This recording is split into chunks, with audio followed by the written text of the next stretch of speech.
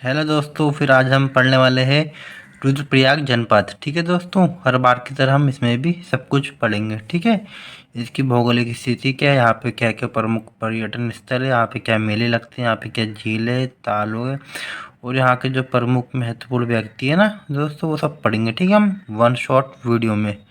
ठीक है, तो फिर हम चालू करते हैं। ठीक है, आज का हमारा जो है क्लास, ठीक है ना, रुद्रप्रयाग जनपद के बारे में। ठीक है दोस्तों, स्टार्ट करते हैं। ठीक है दोस्तों, रुद्रप्रयाग जनपद आपका आप हो गया। ठीक है ना, इसकी स्थापना होती है 16 सितंबर 1997 को होती है। ठीक है ना, इसका पुराना नाम क्या था दोस्तों? पुनार था। ठीक है, इसका पुराना नाम। और 1997 में ना 3 जनपद का होता है गठन। कौन कौन से वो देखे दोस्तों? R B C. ठीक है ना, आपको इस नाम से याद करना। ठीक है, रुद्रप्रयाग, बागेश्वर, चंपावत। ठीक है ना, इन 3 जिलों का गठन होता है 1997 में। ठीक है दोस्तों, फिर आपका आता है भौगोलिक स्थिति। इसकी भौगोलिक स्थिति क्या क्या है और इसकी देखिए कौन कौन सी है। पड़ोसी जिले इसके कौन कौन से पहले देखते हैं। ठीक है ना, पूर्व में आता है चमोली। ठीक है, पश्चिम में आता है आपका टिहरी गढ़वाल, और उत्तर में आता है इसके उत्तरकाशी, और दक्षिण में आपका पड़ता है पौड़ी। ठीक है दोस्तों, और इसका क्षेत्रफल है ना वो 1984 किलोमीटर स्क्वायर है। ठीक है, अब यहाँ पे राष्ट्रीय राजमार्ग कौन कौन से वो देख लेते हैं। नेशनल हाईवे 107 है, जो जोड़ता है रुद्रप्रयाग से लेकर गौरीकुंड तक जाता है। ठीक है, और नेशनल हाईवे 07 है, वो आपका दिल्ली रुद्रप्रयाग होते हुए बद्रीनाथ माड़ा तक जाता है। ठीक है,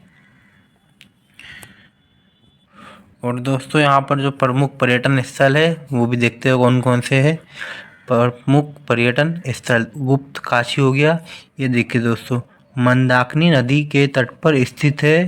ये भगवान शिव को समर्पित है, और यहाँ पे विश्वनाथ मंदिर स्थित है। ठीक है ना दोस्तों, ये बार बार पूछ जाने वाला। ठीक है ना, विश्वनाथ मंदिर कहाँ पर स्थित है, तो आपको कहना रुद्रप्रयाग में स्थित है। ठीक है, और विश्वनाथ मंदिर के समीप ही अर्ध अर्धनारीश्वर मंदिर भी स्थित है। ठीक है ना दोस्तों, विश्वनाथ मंदिर के सामने ही मणिकर्णिका कुंड भी एक ठंडा कुंड स्थित है। ठीक है ना दोस्तों, ये बहुत ही इंपॉर्टेंट है ना, मणिकर्णिका कुंड है ना ये। ठीक है, और फिर आपका आता है अगस्त मुनि। ठीक है ना, यह स्थान मुनि अगस्त की तपोभूमि रही थी।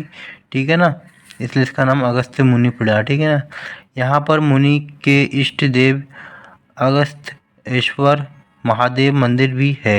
ठीक है, फिर आपका आता है ऊखी मठ आता है। ये आपका आता है ओंकारेश्वर शिव मंदिर है, यहाँ पर स्थित है। और शीतकाल में केदारनाथ व मद्महेश्वर नाथ की डोलियों यहीं पर लाई जाती है। उनकी जो डोलियाँ है ना वो वहीं पर लाई जाती है। ठीक है, फिर आपके आता है चोपता। यह एक छोटा हिल स्टेशन है।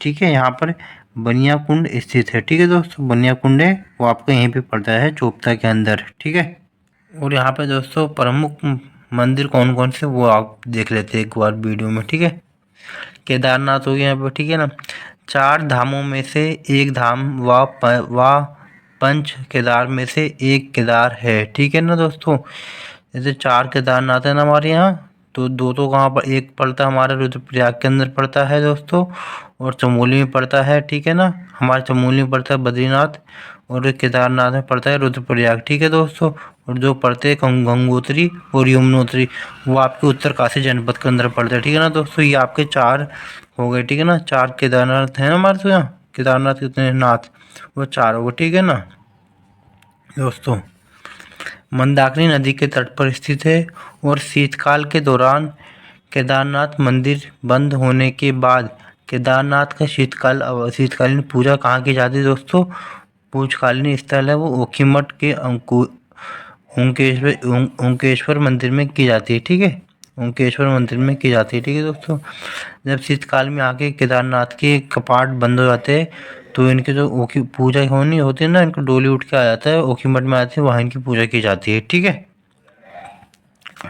और यह मंदिर कत्यूरी शैली में बना हुआ है। ठीक है दोस्तों, ये इम्पोर्टेंट है, ये आपको याद कर रखना। ठीक है ना, किस शैली में बना हुआ है ये पूछ जाता है। ठीक है ना, कि कौन सा मंदिर किस शैली में बना हुआ है। ठीक है दोस्तों, एक हो गया मद्महेश्वर नाथ, उत्तराखंड के पंच केदार में से यह यह दूसरा केदारनाथ है, ठीक है ना।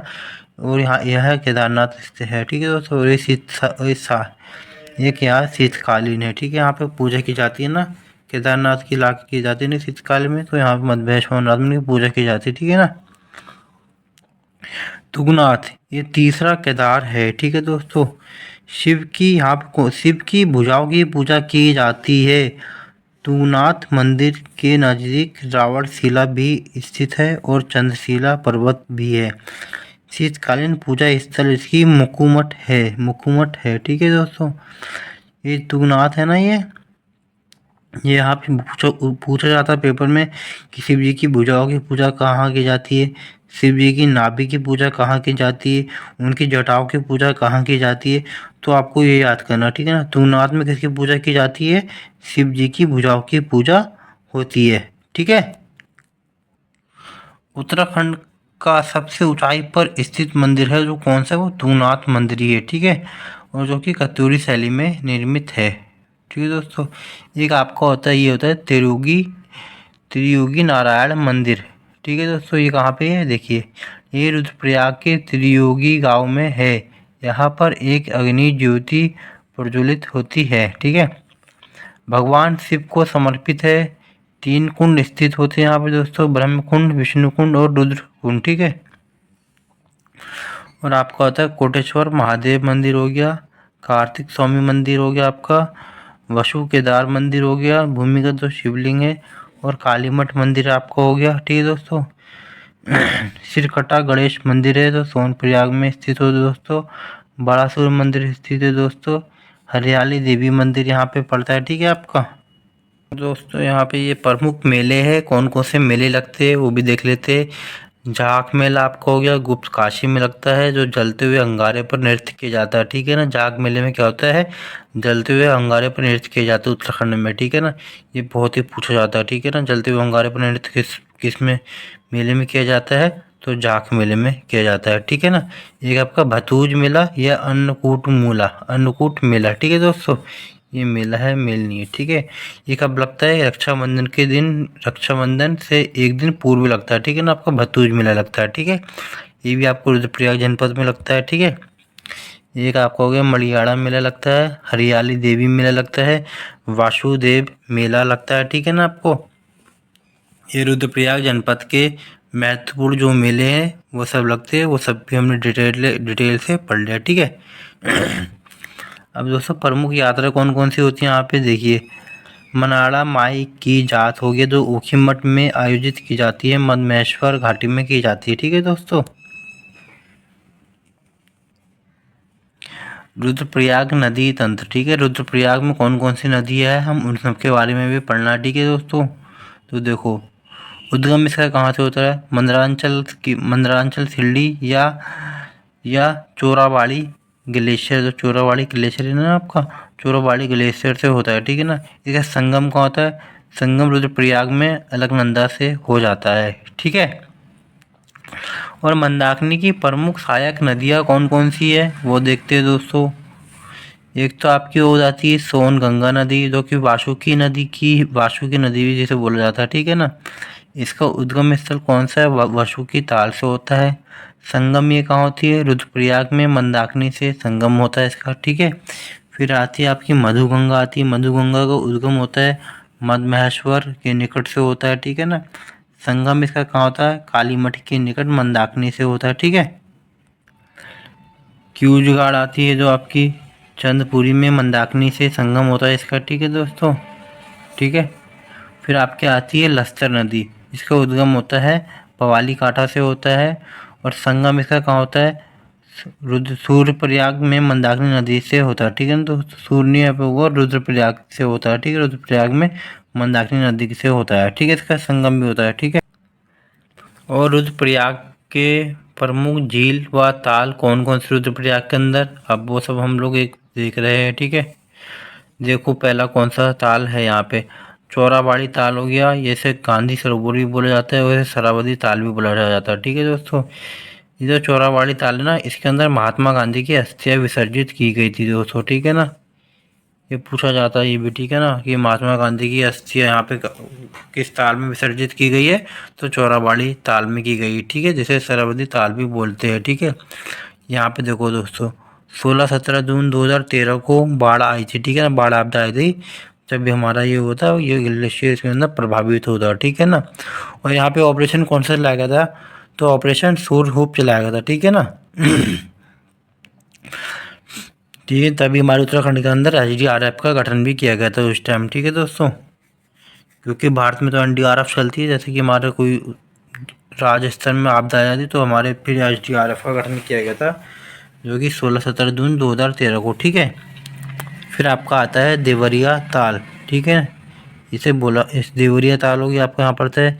फिर आपका भेंग ताल, ये अंडाकार ताल, अंडाकार आकार का है, ठीक है ना। दोस्तों ये पूछा जाता है कि अंडाकार आकार किस ताल का है, तो आपका वो भेंग ताल है, कहाँ पड़ता है, हमारे ये रुद्रप्रयाग जनपद में पड़ता है, ठीक है दोस्तों। वशु की ताल, इसे टेढ़ी गढ़वाल व रुद्रप्रयाग के सोन संगम, सोन गंगा के उद्गम स्थल कहते हो, ठीक है ना दोस्तों। जो सोनगंगा का उद्गम स्थल ना, वो कौन सा, वासु की ताल से होता है, ठीक है ना, जो टेढ़ी गढ़वाल और रुद्रप्रयाग में दोनों जनपदों में पड़ता है, ठीक है ये। और आपका होता है बदाड़ी ताल, ठीक है दोस्तों, ये भी हमारे रुद्रप्रयाग जनपद के अंदर पड़ता है, बदाड़ी ताल, ठीक है। अब यहाँ पे कौन कौन से प्रमुख कुंड है, एक बार हम उनको भी देख लेते हैं, ठीक है, कौन ठंडे कुंड है, कौन गर्म कुंड है, ठीक है। पहले हम ठंडे कुंड देख लेते हैं, फिर हम गर्म कुंड देखेंगे, ठीक है।